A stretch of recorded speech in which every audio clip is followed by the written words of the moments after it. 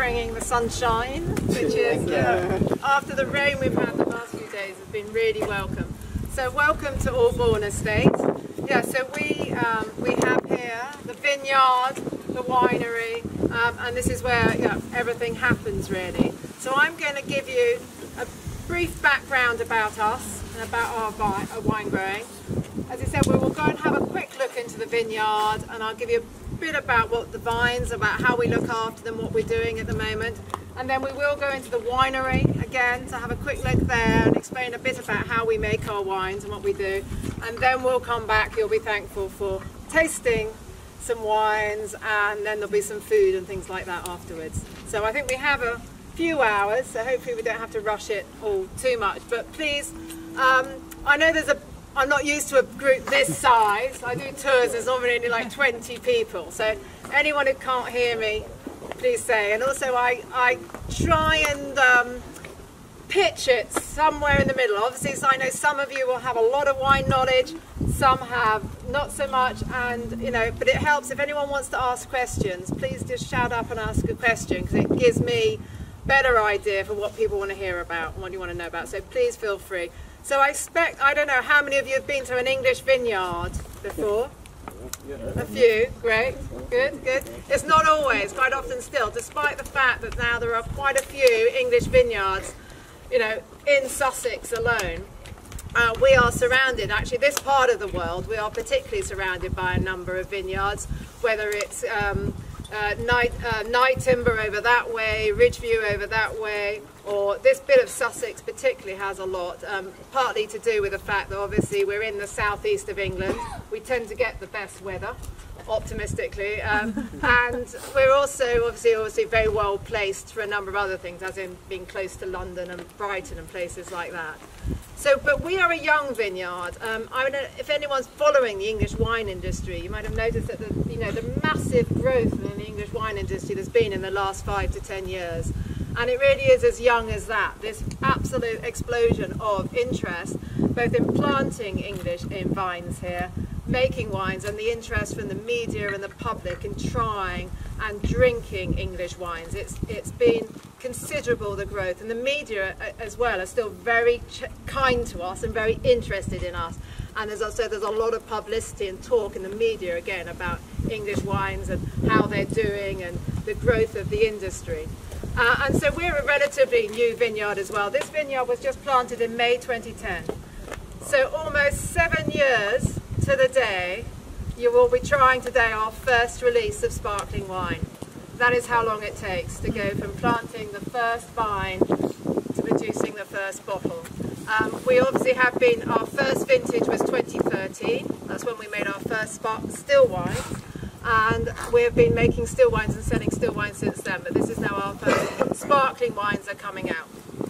So we have here about 42,000 vines, which covers about 30 or so acres of land, which puts us about a medium-sized vineyard in England. And the majority of, about 60% of our vines are for sparkling, primarily. They're Chardonnay, Pinot Noir, Pinot Meunier, the classic sparkling varieties. And we were just talking earlier, in fact, Chardonnay is probably the most widely planted variety in England now. And nearly all the plantings going in at the moment are those 3 varieties. There's a very strong emphasis on sparkling wine, which we'll talk about a bit more in a minute. But we also have obviously vines particularly for still wine making, Bacchus, we have Pinot Blanc, Pinot Gris, and we have one called Ortega as well.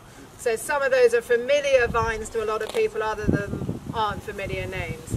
So here we are standing amongst a field of metal posts. Unfortunately, this is what vineyards look like for a lot of part of the year, whether it's the winter or the spring. We'll quickly tell you a bit about what the vine is doing and how we're looking after it. So we're standing actually in Pinot Blanc here. Over there is Chardonnay, and into our next field we have, we go across the Bacchus, the Pinot Gris, and our Pinot Noirs are at the far end. So actually this is an area of the vineyard that survives the most of the frost reasonably well. So we're looking mainly at what we call primary shoots here, which are the first shoots that come out. So this is but there are still some frosted ones, and we're going to have to wait till secondaries come through. So what we have here is the young vine putting up its shoots. So every year the vine goes through a whole cycle. It bud bursts, the shoots grow, and it grows up and produces a crop, and then we cut the whole lot off virtually, apart from one shoot. And then it all gets mulched. So all the stuff that's sitting down in here in the grass is kind of last year's growth that's gradually being broken up, and the mulch is being returned to the soil. Because grapes, like many plants, they only produce fruit off the previous year's growth. So this, when you're in the vines, if you look at the one that's laying down, that's called a cane, laying down on the fruiting wire, and that would have been one of last year's shoots, green, growing up. And we've pruned everything else off because it's produced, and then the one of the shoots that was here is bent down and laid down along the wire to allow next year's shoots to grow up through all these wires. You see, there is a lot of wire. We have about 48 kilometres of each single wire going through this vineyard. There's a lot of wire, and the wire is all about training and keeping the vines growing vertically. If you're talking about training systems, we have one called vertical shoot positioning. Quite simply, we're getting the shoots to grow vertically up through these wires, which will then be moved and closed to hold them in position. Just leaves, producing all the food needed to make the grapes ripen. So that little thing will, at the end of June or so, go through what we call flowering. Now, grape flower isn't anything you want to pick and put in a bunch. It's pretty small, but flowering is a critical time for us when the pollen, they fertilise each other, and the pollen fertilises another one, and that is what will form a grape seed and will form a bunch of grapes. So after flowering, each of those will then develop into a bunch of grapes, which start off green and hard, and then gradually swell and expand. Hopefully ripen through a lovely warm September, a critical month for us for ripening the grapes, and then we're picking end of September into October. Most wineries you go into will look quite similar to this in a lot of stainless steel. Obviously these stainless steel tanks where we do our ferments, we stabilise our wines, and we blend our wines. During harvest, where you're standing now, we'll have our press in the middle there, which at the moment is tucked out of the way around the corner.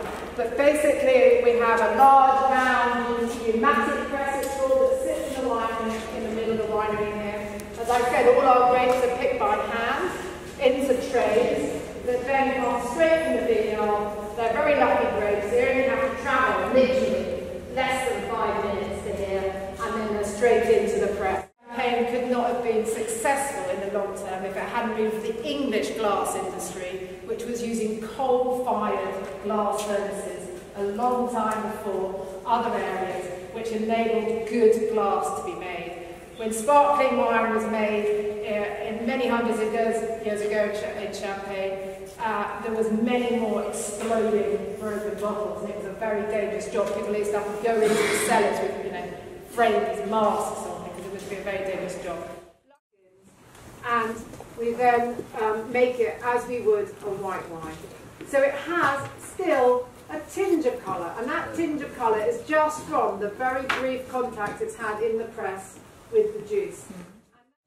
If you want to, we'll probably put some bottles of it around in here, so you can just come and help yourselves a little bit more. But the food and things we will put on the table.